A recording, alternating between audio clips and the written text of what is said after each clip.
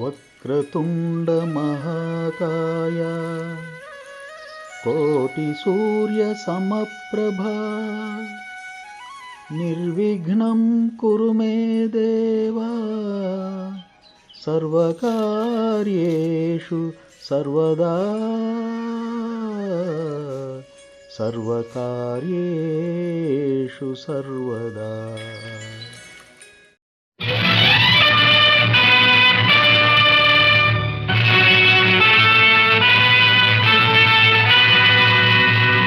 స్వయంకృతంతో జరిగింది గతం, స్వయం కృషితో ఎదగాలి.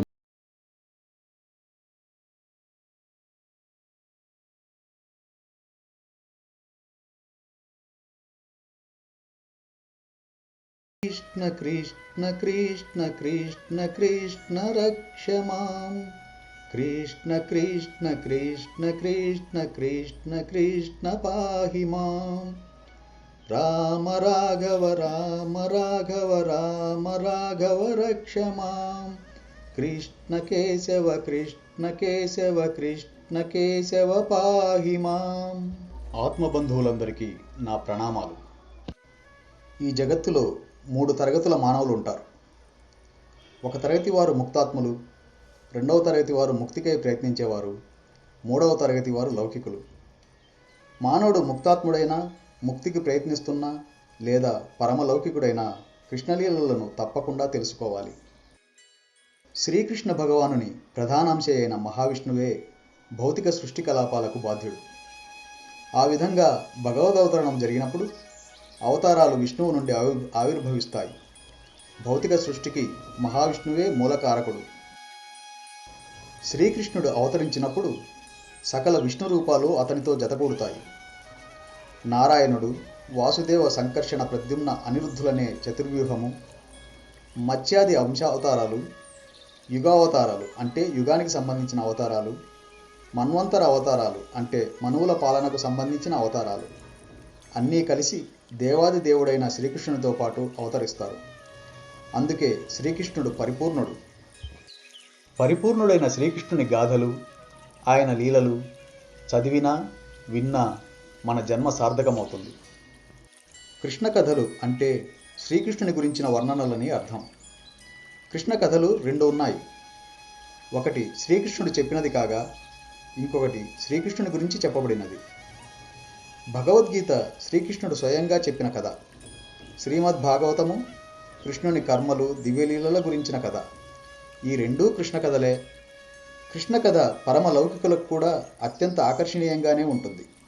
ఎందుకంటే గోపికలతో శ్రీకృష్ణుని లీలలు అచ్చము ఈ భౌతిక జగత్తులోని యువతీ యువకుల ప్రేమ వ్యవహారాల వలనే ఉంటాయి.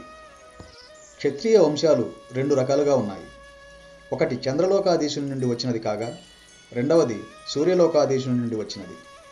ధర్మ సంస్థాపనం చేయవలసి ఉన్న కారణంగా దేవాది దేవుడు ఎప్పుడు అవతరించినా సాధారణంగా క్షత్రియ వంశంలోనే అవతరిస్తాడు. వేద పద్ధతిని అనుసరించి క్షత్రియులే ప్రజలకు రక్షకులై ఉంటారు. దేవదేవుడు రామచంద్రునిగా అవతరించినప్పుడు రఘువంశంగా ప్రసిద్ధి చెందిన సూర్యవంశంలో జన్మించాడు. శ్రీకృష్ణునిగా ఆవిర్భవించినప్పుడు చంద్రవంశమైన యదువంశంలో జన్మించాడు. శ్రీకృష్ణుని తండ్రి వసుదేవుడు. అతడు యదువంశీయుడైన సూరసేనుని పుత్రుడు. నిజానికి భగవంతుడు ఏ వంశానికి చెందినవాడు కాదు. కానీ భగవంతుడు అవతరించిన వంశము అతని కరుణచే సుప్రసిద్ధమవుతుంది. దేవాది దేవుడైన శ్రీకృష్ణుడు అందరికీ చెందినవాడైనను తన ఇష్టానుసారము ఒక ప్రత్యేక వంశంలో అవతరించగా ఆ వంశము యశోవంతమవుతుంది.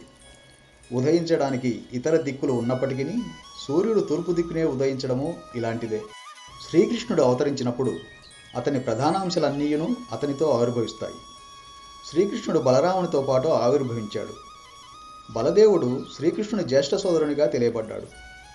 బలరాముడే చతుర్వ్యూహ విస్తారమైన సంకర్షణునికి మూలము. అతడు కూడా శ్రీకృష్ణుని ప్రధానాంశయే. సాధారణంగా ముక్తాత్ములే శ్రీకృష్ణ లీలలను విని ఆస్వాదిస్తారు.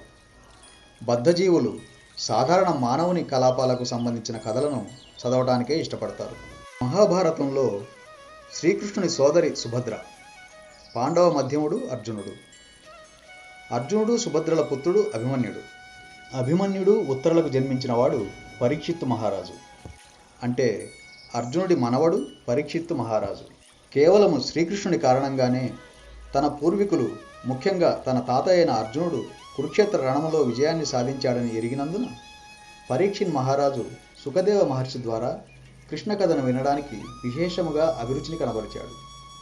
మనం కూడా ఈ భౌతిక జగత్తును కురుక్షేత్ర రంగములాగానే భావించవచ్చును. ఈ రణరంగంలో ప్రతి ఒక్కడూ జీవన సంఘర్షణ చేస్తున్నాడు.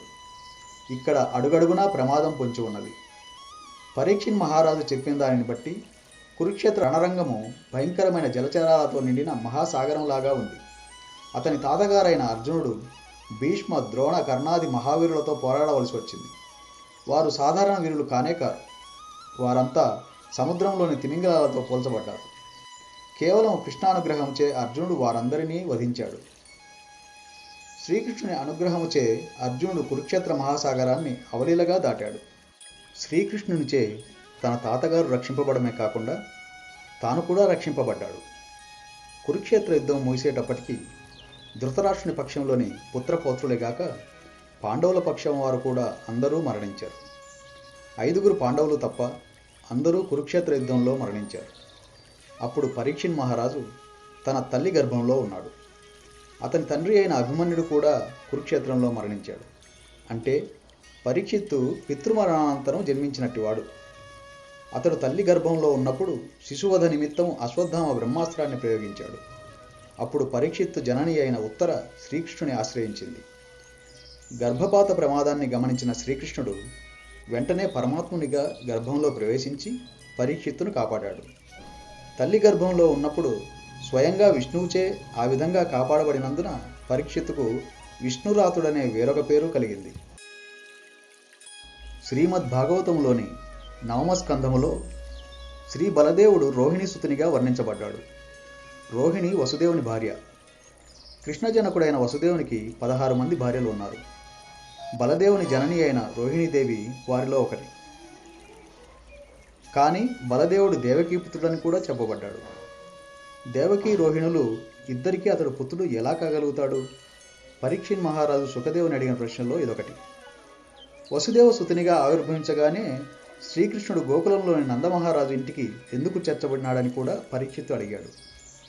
బృందావనంలో ఉన్నప్పుడు, మధురలో ఉన్నప్పుడు శ్రీకృష్ణుడు చేసిన కార్యాలను కూడా అతడు తెలుసుకోగోరాడు. కృష్ణుడు తన మేనమామ అయిన కంసుని ఎందుకు చంపాడో తెలుసుకోవాలని పరీక్షిత్తు జిజ్ఞాసను కనపరిచాడు. తన తల్లికి సోదరుడైనందున కంసుడు కృష్ణునికి సన్నిహితుడు. అయినా అతడు కంసుని ఎందుకు వధించాడు? శ్రీకృష్ణ భగవానుడు మానవ సంఘంలో ఎన్ని సంవత్సరాలు ఉన్నాడని, ఎన్ని సంవత్సరాలు ద్వారకా రాజ్యాన్ని పాలించాడని, ఎంతమంది పత్నులను చేపట్టాడని కూడా పరీక్షిత్తు అడిగాడు. సాధారణంగా క్షత్రియుడు పలువురు భార్యలను చేపట్టడం సర్వసాధారణం కనుక శ్రీకృష్ణుడు ఎంతమంది పత్నులను స్వీకరించాడో పరీక్షిత్తు తెలుసుకోగోరాడు.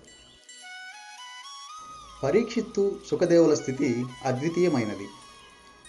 శ్రీకృష్ణుని దివ్యలీలను వినడానికి పరీక్షిత్తు మహారాజు యోగ్యుడైన వ్యక్తి. వాటిని వర్ణించడానికి సుఖదేవ మహర్షి యోగ్యుడైన వ్యక్తి. పరీక్షిత్తు మహారాజు గంగా తటమున ఉపవసిస్తూ దేహత్యాగం చేయడానికి సిద్ధపడినప్పుడు సుఖదేవ మహర్షి ఈ కథను వినిపించాడు.